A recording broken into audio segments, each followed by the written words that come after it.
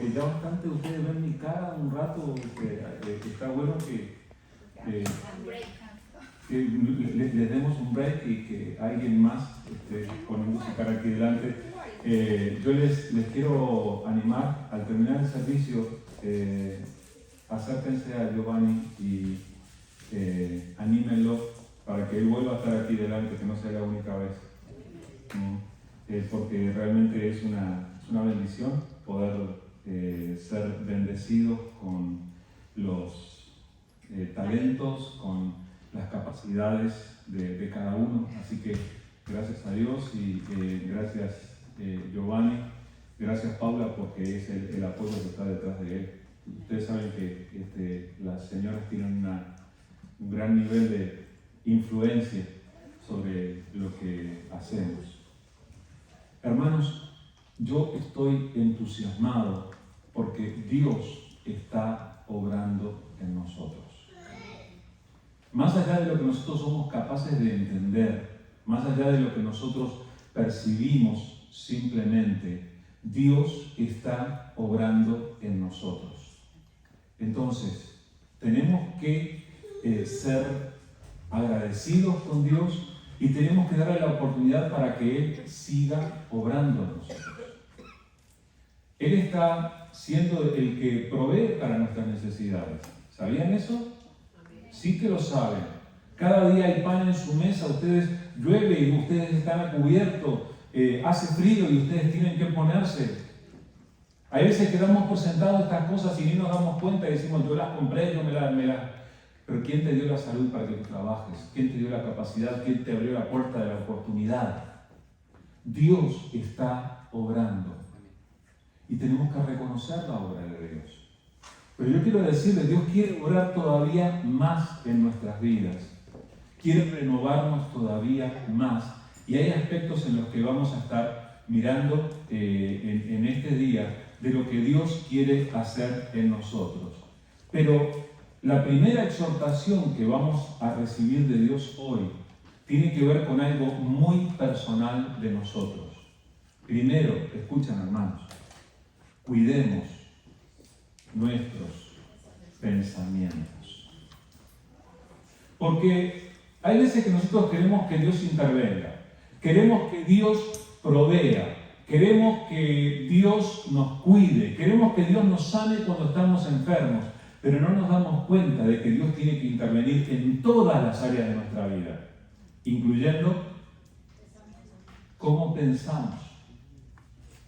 Hemos venido siguiendo el desarrollo de la carta a los Filipenses y hoy estamos llegando al final. Estamos en Filipenses capítulo 4. Y justamente Filipenses capítulo 4 hay un versículo muy interesante que tiene que ver con nuestra manera de pensar. Y yo quiero leerlo con ustedes. Esto es Filipenses 4:8. Filipenses 4:8 dice la palabra del Señor. Por lo demás, hermanos, todo lo que es verdadero, todo lo honesto, todo lo justo, todo lo puro, todo lo amable, todo lo que es de buen nombre, si hay virtud alguna, si hay algo digno de alabanza, en esto pensad. ¿Se dieron cuenta? Lo que dice este versículo es una exhortación. Pablo había hablado de la unidad entre los hermanos, de solucionar las diferencias que pudieran tener. Pablo les había dicho, hermanos, ustedes alégrense en el Señor siempre. Pablo les había hablado de la preocupación y les dijo, por nada estén afanosos, oren. Y la paz de Dios va a cubrir sus corazones y sus pensamientos. Interesante que ya mencionó los pensamientos. Pero aquí hace una exhortación en cuanto a lo que pensar. Y ustedes se dieron cuenta que la orden, el mandamiento, es solo la última frase al final. En esto pensar. Todo el otro contenido es cuál tiene que ser el objeto de nuestros pensamientos, en lo que tienes que pensar. Ustedes saben cómo es la dinámica de los mandamientos, ¿verdad? Si se te da una orden es porque es algo que tú puedes decidir hacer. ¿Entiendes esto? Cuando vas por la ruta y te dice que el high speed, la máxima velocidad es de 75 millas en la hora, quiere decir que tú puedes conservar tu carro corriendo a menor velocidad que las 75 millas. Hay algunos tejanos que se olvidan de ese y no sé qué les pasó, sus carritos son muy... pero hay algunas que cuando vienen en bajada en el puente del arco iris, así rumbo a Breeze City, cuando van en bajada no controlan más la velocidad. Pero cuando se nos da una orden, cuando se nos da un mandato, es algo que nosotros tenemos que decidir hacer, es algo que nosotros podemos cambiar. Y fíjense cuál es la orden que se nos da aquí. Por lo demás, hermanos, todo lo que es verdadero, todo lo honesto, todo lo justo, todo lo puro, todo lo amable, todo lo que es de buen nombre, si hay virtud alguna, si hay algo digno de alabanza, en esto pensad. Hermanos, seamos honestos. Generalmente nosotros tratamos de mostrarnos como buenas personas, ¿verdad? Yo los veo a ustedes así, son todos buenitos. Qué maravillosos, qué lindos que son. Pero ¿saben una cosa? Yo no sé lo que ustedes están pensando. Ustedes pueden estar pensando, miren la panzota que trae el pastor hoy. Miren que se puso ese saco azul, que quién sabe de qué museo lo sacó. Quién sabe qué es lo que ustedes están pensando. Yo no tengo control sobre eso. Pero ustedes lo saben y todos nosotros tenemos la capacidad de estar pensando cualquier cosa aquí dentro y aquí afuera por no así. Ustedes no tienen esa capacidad. Y generalmente nosotros actuamos como si nuestros pensamientos simplemente ocurrieran. Muchas veces nosotros decimos, yo no estoy controlando lo que estoy pensando. Yo vi tal cosa y lo primero que pensé fue, y yo no lo controlé, ¿verdad? Pero aquí se nos está dando un mandamiento en cuanto a lo que es elegir pensar. Y eso quiere decir que nosotros tenemos que tener control de esto. Yo no sé si ustedes se dan cuenta que nuestro pensamiento tiene influencia en todo lo demás que ocurre en nuestra vida. Y en todo lo que hacemos. De acuerdo a cómo pensamos es como finalmente nosotros actuamos. Fíjense que Dios en su palabra inspiró a Jeremías muchos años antes de la escritura de esta carta a los filipenses para que dijera esto. Esto es Jeremías 17, 9 y 10, donde dice: engañoso es el corazón más que todas las cosas y perverso. ¿Quién lo conocerá? Yo, Jehová, que escudriño la mente y que pruebo el corazón para dar a cada uno según su camino, según el fruto de sus obras. ¿Entienden lo que dice la palabra allí? Para empezar, Dios declara que nuestros corazones son bien engañosos y perversos. ¿Ustedes sabían que tenían un corazón perverso? Oigan, si se van a ser honestos, tienen que reconocer que muchas veces se nos ocurren cosas feas, ¿o no? Que pasan por nuestra mente. Dice, engañoso es el corazón y más que todas las cosas y perverso. ¿Quién lo conocerá? ¿Quién lo conocerá? Y Dios con toda su autoridad, y ahí veo la autoridad de Dios hablándonos diciendo, yo lo conozco. Y miren, dice corazón al principio en el versículo 9, pero en el versículo 10 enseguida dice, yo Jehová que escudriño la mente. O sea, se está refiriendo, sí, a lo mismo de lo que hablaba Pablo a los filipenses. Se está refiriendo a lo que pensamos, a lo que transcurre en nuestro interior. Dios escudriña la mente y prueba al corazón. ¿Y qué dice después? Para dar a cada uno según su camino, según el fruto de sus obras. Es decir, Dios nosotros lo sabemos, es nuestro juez eterno. Él no solamente nos va a pedir cuentas de las cosas que hicimos con nuestros miembros, con nuestras manos, a dónde nos llevaron nuestros pies, sino que también nos va a pedir cuentas de lo que pensamos. Y entonces, hermanos, qué vergüenza. Muchas veces nuestros pensamientos no son muy agradables o muy conformes a la voluntad o a la palabra del Señor.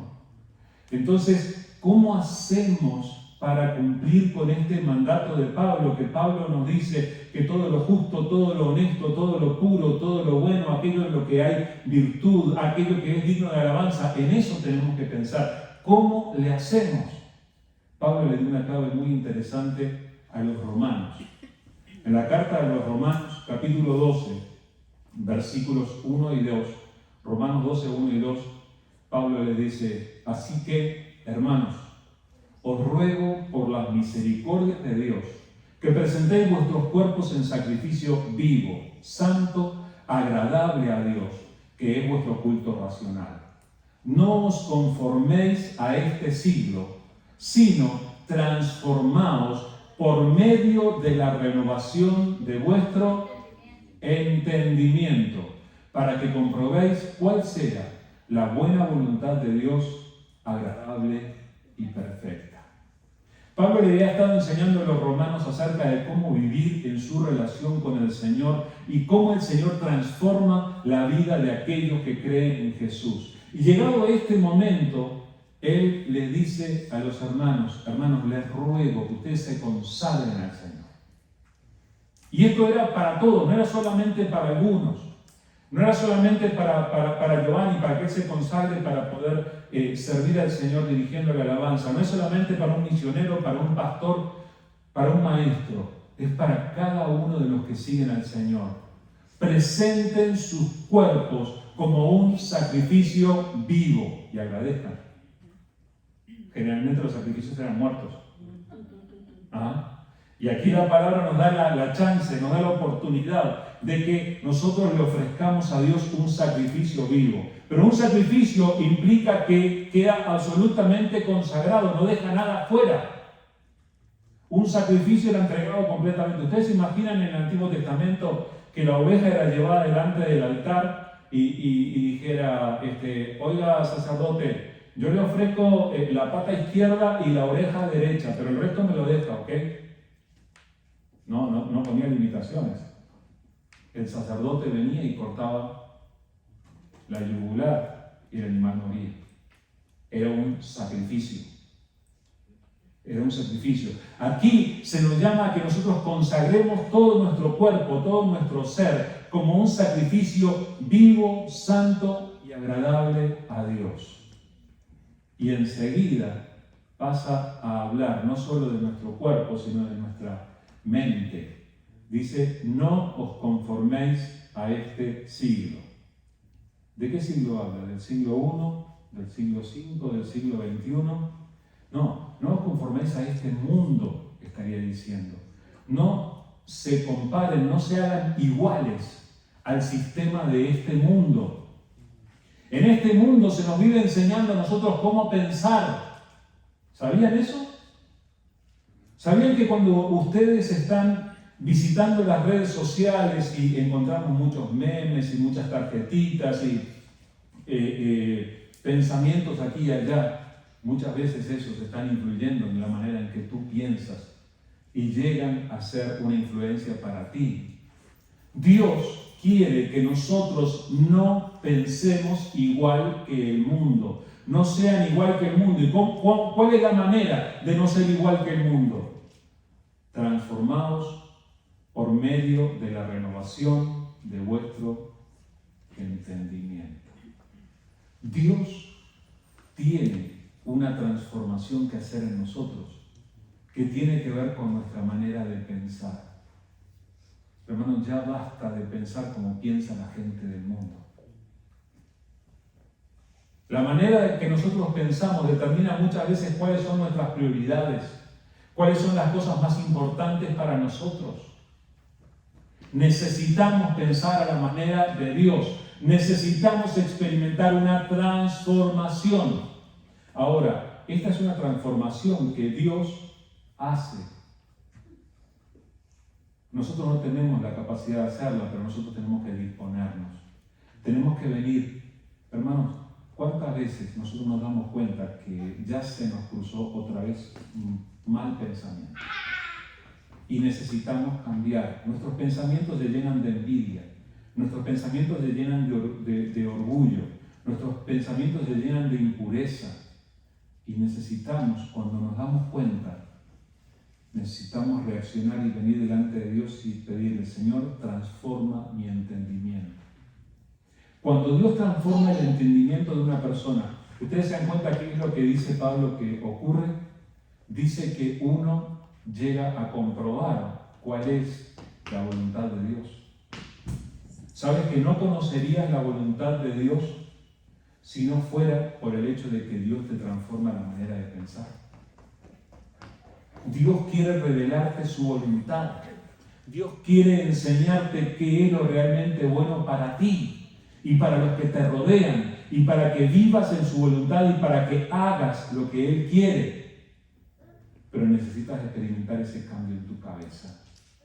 Necesitamos experimentar esta transformación de nuestro entendimiento. Escuchen, nuestra mente es un arma poderosa. Mi mamá decía que la mente es el laboratorio del diablo. Y tenía razón. No sé si la mamá, la abuelita de ustedes le decía algo por el estilo, pero la mía sí me decía.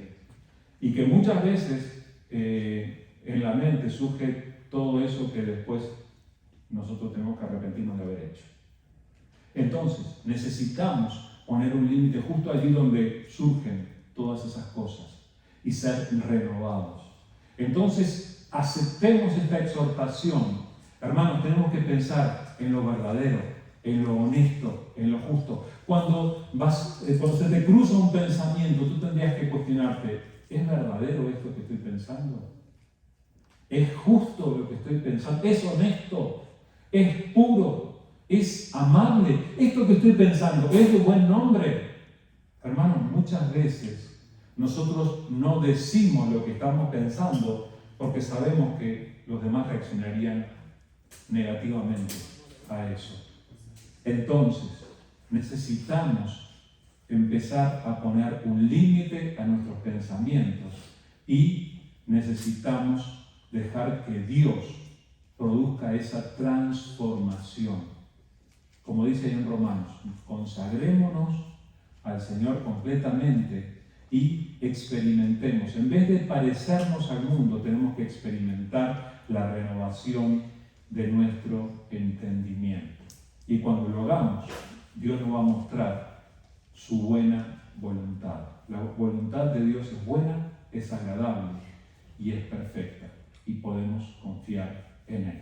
Entonces, primero que nada, hermanos, tenemos que renovar nuestros pensamientos. Tenemos que cuidar nuestros pensamientos. En segundo lugar, piensen en esto. Tenemos que seguir buenos ejemplos y tenemos que ser buenos ejemplos. Ya hemos hablado un poco de esto. Una de las últimas cosas que a veces quisiéramos nosotros es presentarnos como ejemplo. Oigan, hagan lo que yo les digo o lo que yo estoy haciendo y va a estar todo bien. Pero ¿saben? Nuestras familias necesitan de nuestro buen ejemplo.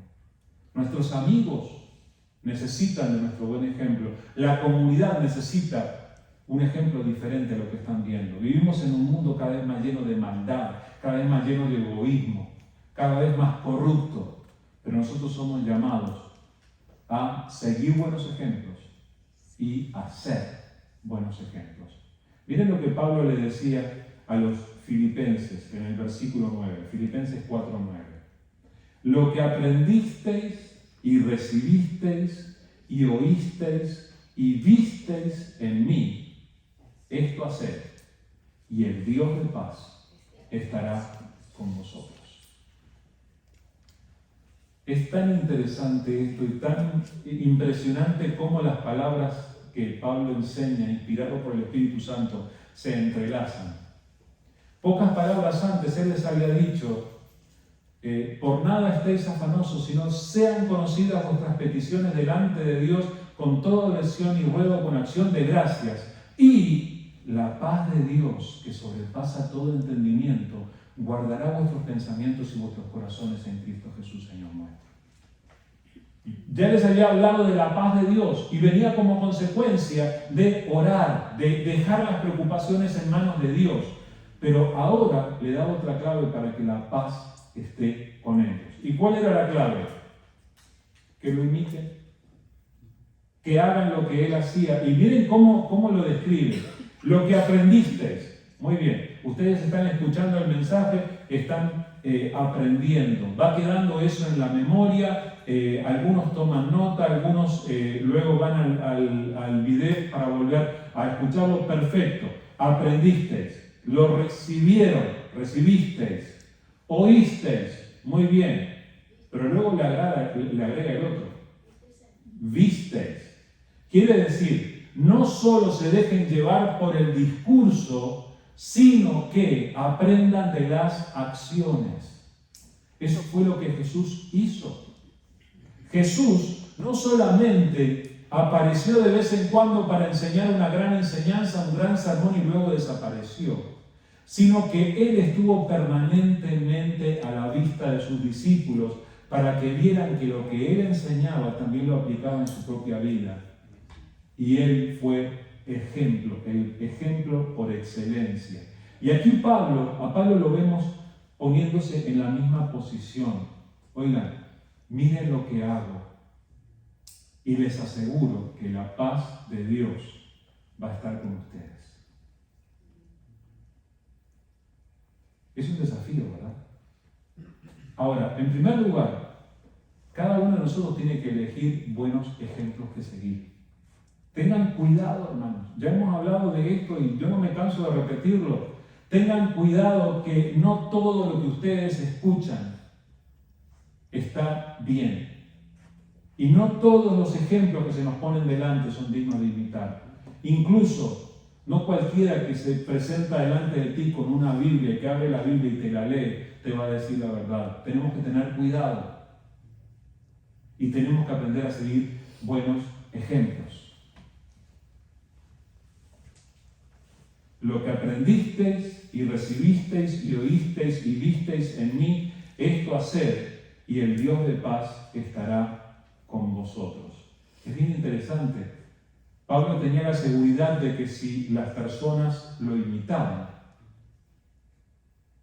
iban a recibir paz. ¿Y saben que no es la única vez que Pablo le dijo a la gente que lo imitara?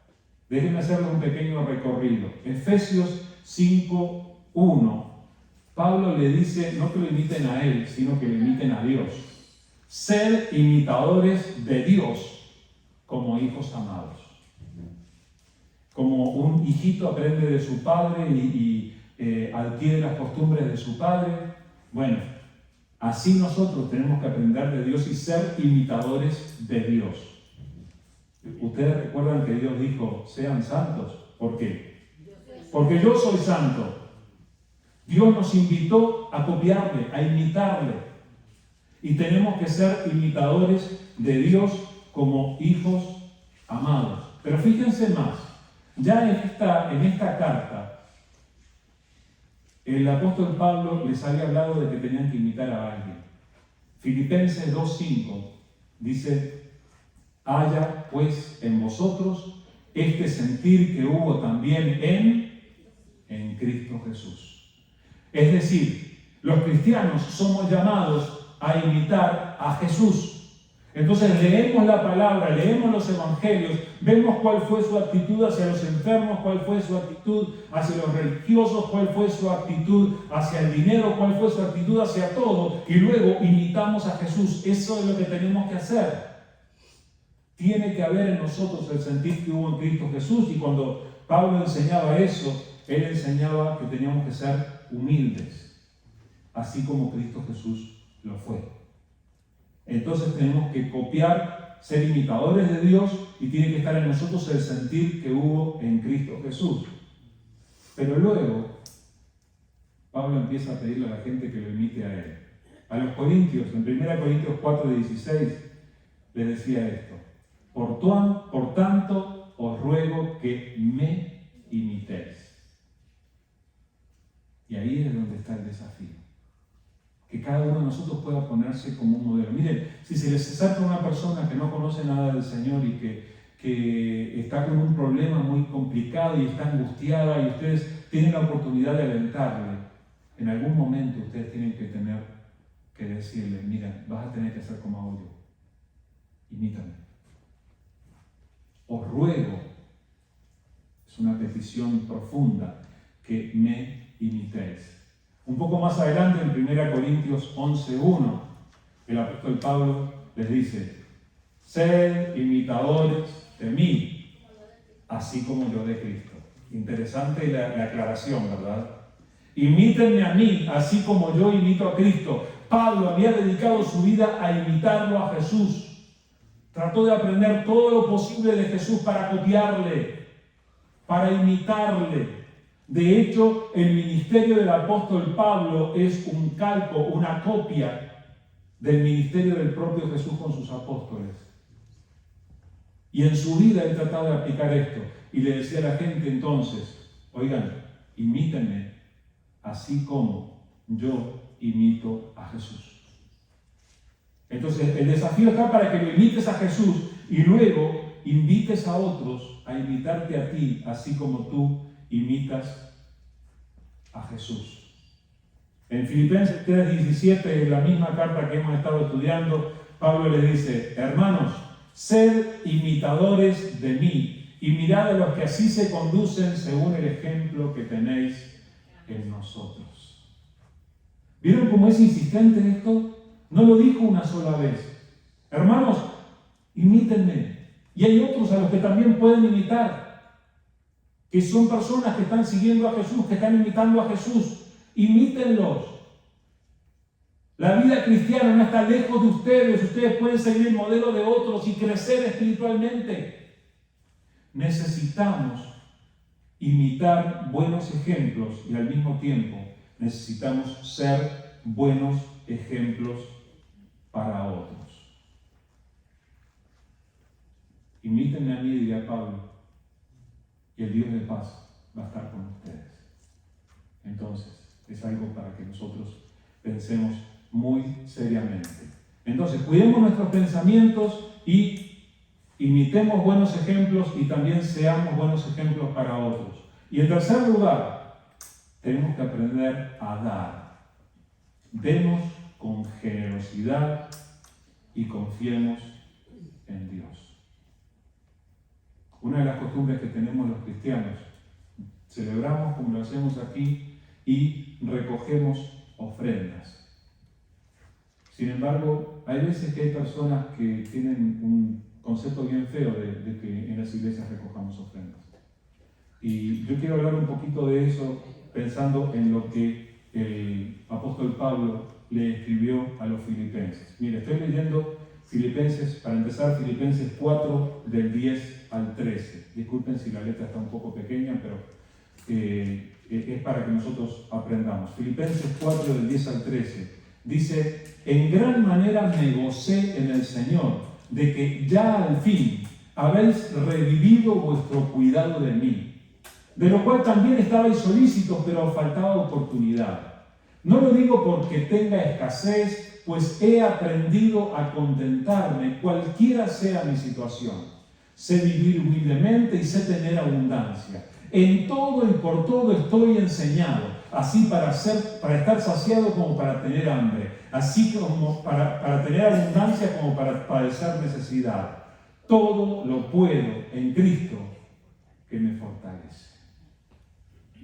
¿Alguno de ustedes conocía este último versículo de memoria? Este es uno de los versículos más populares que la gente se aprende de memoria. Todo lo puedo en Cristo que me fortalece. Filipenses 4:13. Porque también rima la cita con el final del versículo, ¿verdad? Y hay algunos que toman este versículo, lo sacan del contexto y parece que uno se pone una S de super hijo de Dios aquí y sale volando así porque dice todo lo puedo en Cristo que me fortalece. Entonces vienen las balas y nosotros somos los primeros y rebotan así porque tenemos el pecho de acero. Pero no está enseñando eso. Fíjense que esta enseñanza de todo lo puedo en Cristo que me fortalece fue enseñada en el contexto de la situación económica. ¿Se dieron cuenta de eso? Pablo les dice, hermanos, me alegré, qué bueno. Me mandaron una ofrenda. Habían mandado a Epafrodito, los hermanos de Filipo, lo habían hecho viajar hasta Roma donde estaba Pablo, y venía con una ofrenda de los hermanos de Filipo. Y Pablo se había alegrado. Qué bueno, hermano, que ustedes me trajeron la ofrenda. Y antes que nadie se pusiera sensible al respecto, le dice, hermano, no lo digo porque tenga necesidad, ya me acostumbré. Puedo estar en la miseria y puedo estar en la abundancia. Todo lo puedo en Cristo que me fortalece. Lo que está diciendo es, puedo superar, puedo aceptar las diferentes situaciones de la vida, ya sea abundancia o escasez, lo puedo enfrentar con el Señor, no importa lo que venga. Pero ¿saben qué, hermanos? Me alegré de que ustedes mandaran una ofrenda, de que fueran generosos. Y esto pasaba con los filipenses. Entonces, dice en los versículos 14 y 16, Filipenses 4, 14 al 16. Sin embargo, bien hicisteis en participar conmigo en mi tribulación, y sabéis también vosotros, oh filipenses, que al principio de la predicación del Evangelio, cuando partí de Macedonia, ninguna iglesia participó conmigo en razón de dar y recibir, sino vosotros solos. Pues aún a Tesalónica me enviasteis una y otra vez para mis necesidades. Y escuchen esto. Pablo había recibido de los filipenses el dinero que mandaban los filipenses. Pero no era la primera vez que ellos ofrendaban. Una y otra vez lo habían hecho antes. Inclusive, dice, al principio, veníamos haciendo el viaje misionero y veníamos compartiendo a Jesús con todos los demás. Y ninguna otra iglesia nos estaba sosteniendo. Pero ustedes sí. Tesalónica, que él menciona allí, es la primera ciudad que Pablo visitó luego de predicar el Evangelio en Filipos. Y saben, estos cristianitos nuevitos, ellos no se pusieron a cuestionarse, este se está poniendo el dinero en la bolsa, este se está comprando un jet privado con el dinero de la ofrenda. No se cuestionaron nada de eso. Bueno, jet privado no había en aquella época, ¿verdad? Pero no se cuestionaban nada de eso. Ellos, con toda sinceridad, le daban a Dios y aportaban para el funcionamiento de la obra, y lo hacían generosamente. Y dice que lo hicieron una y otra vez para sus necesidades. Y él estaba agradecido por el servicio y la administración de aquellos filipenses. Y otra vez Pablo tiene que aclarar. Versículos 17 y 18. Dice, no es que busque dádivas, sino que busco fruto que abunde en vuestra cuenta. Pero todo lo he recibido y tengo abundancia y estoy lleno, habiendo recibido de Epafrodito lo que enviasteis, olor fragante, sacrificio acepto, agradable a Dios. Se sentía bendecido Pablo. No estoy buscando que me den más, no estoy buscando ofrendas, pero ¿saben qué? Lo recibí todo y tengo. Gracias. Yo lo veo como algo tan humilde, tan transparente. Él no esconde el asunto de la ofrenda. No hablemos de la ofrenda porque se ponen... No. Él habló tranquilamente y transparentemente de la ofrenda y le dijo, hermanos, estoy agradecido. Pero aclara algo. Esto es un sacrificio acepto, un olor fragante a Dios. Agradable a Dios. O sea, cuando uno ofrenda, ustedes, por favor, les ruego que ustedes no ofrenden para el pastor Alfredo. Ustedes tienen que ofrendar a Dios. Lo que cada uno le da en el plato de la ofrenda, se lo damos al Señor. Y tiene que ser un olor fragante, un sacrificio acepto, agradable a Dios. Pero sí, al mismo tiempo nosotros sabemos, estamos sosteniendo las actividades de la iglesia y necesitamos tener en cuenta eso. Yo quiero que al salir ustedes se lleven algo de esto que habla de las misiones. Yo una vez en Sudamérica, yo fui bendecido porque cristianos en Estados Unidos sostuvieron misioneros. Esta ofrenda es para sostener a los misioneros que están en el campo. Y haríamos bien en ofrendar. Al mismo tiempo hay un material por allí que habla del presupuesto, está allí también de qué es lo que hace esta iglesia con el dinero de las ofrendas, y allí está muy bien expresado. Ustedes son libres de poder llevarlo también. Tenemos que ser transparentes, hermanos. Aquí nadie se está enriqueciendo. Aquí estamos procurando hacer la obra del Señor. Y cada uno de nosotros tiene que ser generoso para dar al Señor y poder entregarle lo que Él se merece. Quiero citarles rápidamente estos versículos de 2 Corintios 9, del 6 al 11, que ustedes ya conocen. Dice: por esto digo, el que siembra escasamente, también segará escasamente, y el que siembra generosamente, generosamente también segará. Cada uno dé como propuso en su corazón, no con tristeza ni por necesidad, porque Dios ama al dador alegre. Y poderoso es Dios para hacer que abunde en vosotros toda gracia, a fin de que, teniendo siempre en todas las cosas todo lo suficiente, abundéis para toda buena obra. Como está escrito: repartió, dio a los pobres, su justicia permanece para siempre. Y el que da semilla al que siembra y pan al que come, proveerá y multiplicará vuestra sementera y aumentará los frutos de vuestra justicia, para que estéis enriquecidos en todo con toda liberalidad, la cual produce por medio de nosotros acción de gracias. Es la exhortación de Pablo a los corintios en cuanto a la ofrenda, y es un llamado a ser generosos. Pero hermanos, yo quiero hacer una exhortación también. Ninguno de ustedes ofrende para que los demás vean que usted ofrenda. No lo hagan para complacer el ojo del otro. Mateo 6, 1 al 4, Jesús dijo: guardaos de hacer vuestra justicia delante de los hombres para ser vistos de ellos. De otra manera no tendréis recompensa de vuestro Padre que está en los cielos. Cuando, pues, des limosna, no hagas tocar trompeta delante de ti como hacen los hipócritas en las sinagogas y en las calles para ser alabados por los hombres. De cierto os digo que ya tienen su recompensa. Mas cuando tú des limosna, no sepa tu izquierda lo que hace tu derecha, para que sea tu limosna en secreto, y tu Padre que ve en lo secreto te recompensará en público. No lo hacemos para que los demás vean. ¿Y saben lo que pasa cuando uno ofrenda? Filipenses 4, 19 y 20. Mi Dios, pues, suplirá todo lo que os falta conforme a sus riquezas en gloria en Cristo Jesús. Al Dios y Padre nuestro sea gloria por los siglos de los siglos. Amén. Cuando nosotros le creemos al Señor y cuando nosotros somos generosos delante de Él, Él cubre nuestra necesidad. Él suple la necesidad nuestra. Así que, hermanos, seamos generosos, pero tengamos en cuenta las tres exhortaciones. Aprendamos a cuidar nuestros pensamientos. Cuidemos nuestros pensamientos. Pongamos un límite con nuestros pensamientos, que solamente nosotros los percibimos, no están bien. En el nombre de Jesús oramos y le pedimos: Señor, renueva mi mente, transforma. Luego, pensemos en el asunto de los ejemplos. Sigamos buenos ejemplos y al mismo tiempo seamos buenos ejemplos.